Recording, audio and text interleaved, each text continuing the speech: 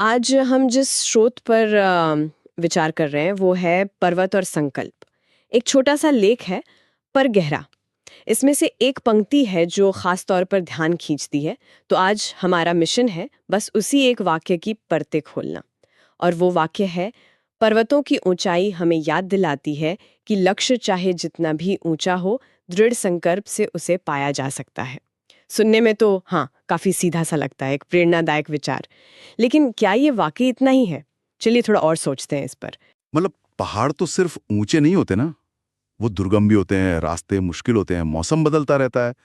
क्या स्रोत इन सब चीजों को भी जोड़ता है लक्ष्यों से? हाँ, और देखिए, यही बात दिलचस्प हो जाती है। स्रोत सिर्फ ऊंचाई की बात नहीं कर रहा, वो पहाड़ को, उसके पूरे अनुभव को एक रूपक की तरह इस्तेमाल कर रहा है।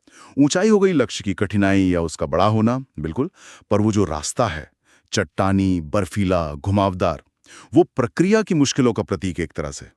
और फिर आता है सबसे महत्वपूर्ण तत्व, दृढ़ संकल्प। स्रोत इसे सिर्फ आप कह सकते हैं इच्छा शक्ति नहीं मानता। ये वो अटूट फोकस है, वो सहन शक्ति जो एक पर्वतारोही को चाहिए होती है। मतलब वो टिके रहने की बात कर रहा है मुश्किल हालात में भी। सिर्फ ठान लेना काफी नहीं है। ये बात तो है, क्योंकि असल जिंदगी में भी लक्ष्य बस बड़े या छोटे नहीं होते। रास्ते में मुश्किलें आती हैं, अनिश्चितता होती है। लेकिन क्या क्या स्रोत इस दृढ़ संकल्प को एक तरह की अंधी जिद मानता है, या इसमें थोड़ी समझदारी, रणनीति, इसका भी कोई रोल है?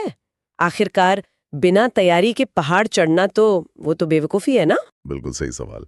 नहीं, स्रोत का जोर संकल्प पर जरूर है, पर अगर हम उसके भाव को समझें तो ये एक रणनीतिक दृढ़ता है। अंधा हटने, ये समझना कि कब आगे बढ़ना है, कब शायद रुकना पड़े, कब रास्ता बदलना जरूरी हो सकता है। ठीक वैसे ही जैसे कोई अनुभवी पर्वतारोही सोचता है। तो ये संकल्प एक तरह से लचीलेपन और अनुकूलन क्षमता के साथ जुड़ा है। अच्छा, मतलब आंख बंद करके बस चलते जाना नहीं। नहीं, बिल्कुल नहीं। तो आप ऐसे देख सकते हैं कि पहाड़ जो है वो बाहरी चुनौती का प्रतीक है। कोई भी लक्ष्य हो सकता है, करियर का, निजी जिंदगी का। और संकल्प वो अंदरूनी ताकत है, वो आंतरिक शक्ति जिसे हमें उन चुनौतियों से निपटने के लिए विकसित करना होता है। तो जोर बाहरी मुश्किलों पर उतना नहीं जितना अपनी भीतरी क्षमता को बनाने पर है।